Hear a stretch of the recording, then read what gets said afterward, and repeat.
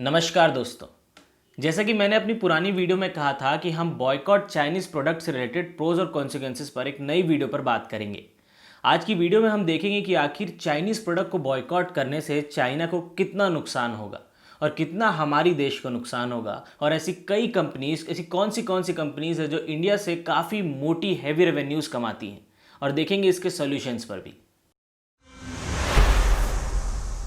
दोस्तों, आज की वीडियो शुरू करने से पहले जान लेते हैं कि आखिर क्या है बॉयकॉट चाइनीज़ प्रोडक्ट। बॉयकॉट का मतलब होता है बहिष्कार करना, किसी का विरोध करना यानी अवॉइड करना, जिसे हम किसी के भी अगेंस्ट कर सकते हैं। लेकिन यहाँ बात हम चाइनीज़ प्रोडक्ट के अगेंस्ट कर रहे हैं, यानी चाइनीज़ प्रोडक्ट को बॉयकॉट करने के लिए कर रहे हैं, बहिष्कार करने की कर रहे हैं। चाइनीज़ प्रोडक्ट्स को आज बॉयकॉट करने की ज़रूरत हमारी बंद हो रही इंडियन ब्रांड्स और कंपनीज़ को बचाने के लिए, साथ ही साथ हमारी ट्रेड डेफिसिट को कम करने के लिए। ट्रेड डेफिसिट का मतलब मैं आपको आगे की वीडियो में एक्सप्लेन करूंगा कि आखिर किस तरीके से डायरेक्टली हमारे बॉयकॉट करने से रिलेटेड है। दोस्तों, इस वक्त ये समझना हमें भी ज़रूरी है कि आखिर बॉयकॉट करना कितना ज़रूरी है, साथ ही साथ हमारे इंडियन रिटेलर्स को भी ये समझना ज़रूरी है।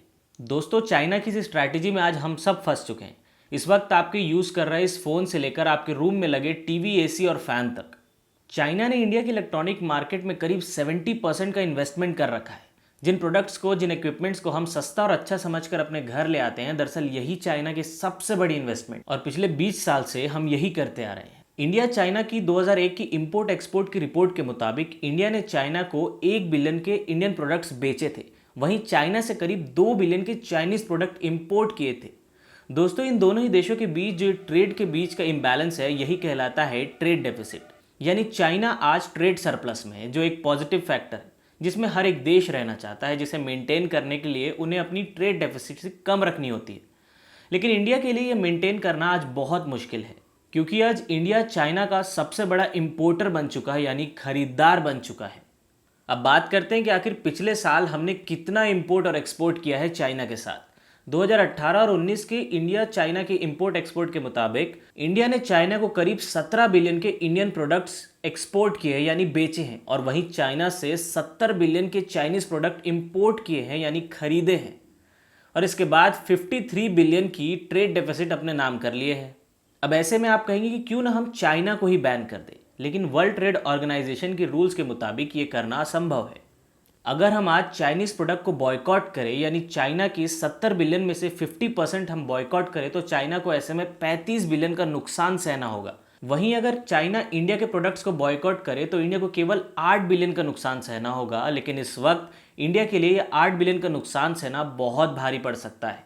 हो सकता है ये आगे जाके एक ट्रेड वॉर में बदल जाए, ठीक वैसी जैसे यूएस और चाइना के बीच 2019 में हुआ था, और यूएस को चाइना के सामने घुटने टेकने पड़े थे।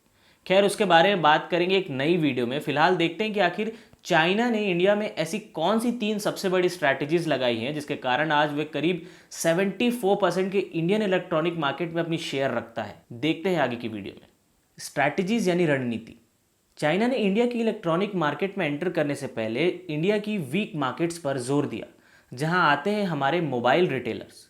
उस वक्त सैमसंग और नोकिया की ही एक बड़ी ब्रांड होने के कारण काफ़ी सारे रिटेलर्स को मार्जिन में बेचने के कारण नुकसान हो रहा था। उस वक्त चाइना ने ओप्पो और वीवो को इंडिया में लॉन्च कर इन रिटेलर्स को हैवी मार्जिन, यानी काफ़ी भारी मार्जिन प्रोवाइड करना शुरू कर दिया। और देखते ही देखते आज इंडिया में करीब चाइनीज़ प्रोडक्ट, चाइनीज़ सेलफोन 70% से भी ज़्यादा की शेयर रखते हैं। वैसे अगर मुझे ही कहा जाए कि एक इंडियन ब्रांड का फ़ोन लेने, तो मैं भी ज़रा उस चीज़ पर सोचूं।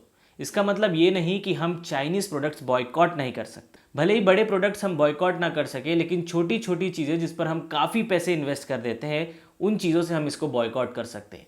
जैसे कि हमारे Chinese speakers, watches, artificial jewelleries और ऐसे कई छोटी छोटी चाइनीज़ प्रोडक्ट। आज से अगर हम उसके अल्टरनेटिव्स फाइंड कर बॉयकॉट करने लगे, तो शायद आने वाले वक्त में बॉयकॉट करना आसान हो जाएगा। अब बात करते हैं चाइना की दूसरी सबसे बड़ी स्ट्रैटेजी को लेकर, यानी डंपिंग एंड डिग्रेडिंग।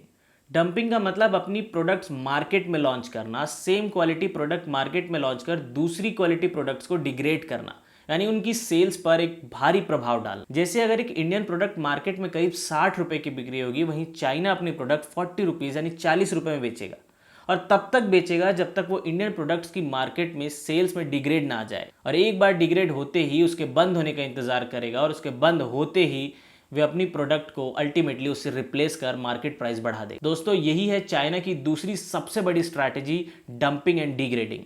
अब बात करते हैं चाइना की थर्ड सबसे बड़ी स्ट्रैटेजी को लेकर, गवर्नमेंट एंड ब्यूरोक्रेसी।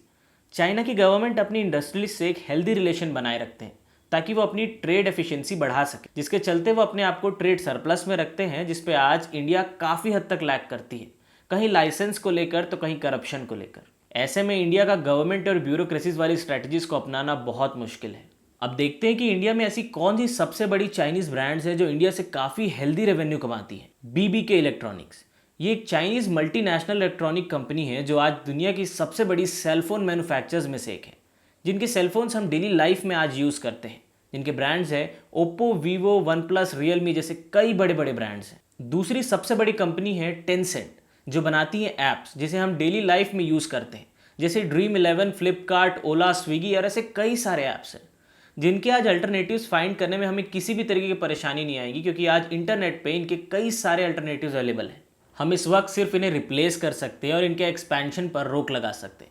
अब बात करते हैं कि आखिर क्या है इनके सॉल्यूशंस। सबसे पहले vocal for local, Indian made products को यूज़ करना शुरू करें। दूसरा, अननेसेसरली जो हम चाइनीज़ प्रोडक्ट जाने अनजाने में खरीद लेते हैं, जैसे चाइनीज़ आर्टिफिशियल वॉच, स्पीकर्स, इन सभी को खरीदना इनके अल्टरनेटिव्स फाइंड कर बंद करें। तीसरा, आत्मनिर्भर भारत को सपोर्ट करें और इंडियन बेस्ड स्टार्टअप्स को प्रमोट करें। देखते ही देखते हम कब लार्जेस्ट चाइनीज कंज्यूमर से स्मॉलेस्ट चाइनीज कंज्यूमर बन जाएंगे पता भी नहीं चलेगा। इस वक्त इसे रोकने का सिर्फ एक ही सॉल्यूशन है, इन्हें कंट्रोल करना, ना कि बॉयकॉट करना। तो दोस्तों आपने इस वीडियो में देखा कि क्या है चाइना की सबसे बड़ी स्ट्रैटेजीज और चाइना को आज हम किस तरीके से बॉयकॉट कर सकते हैं।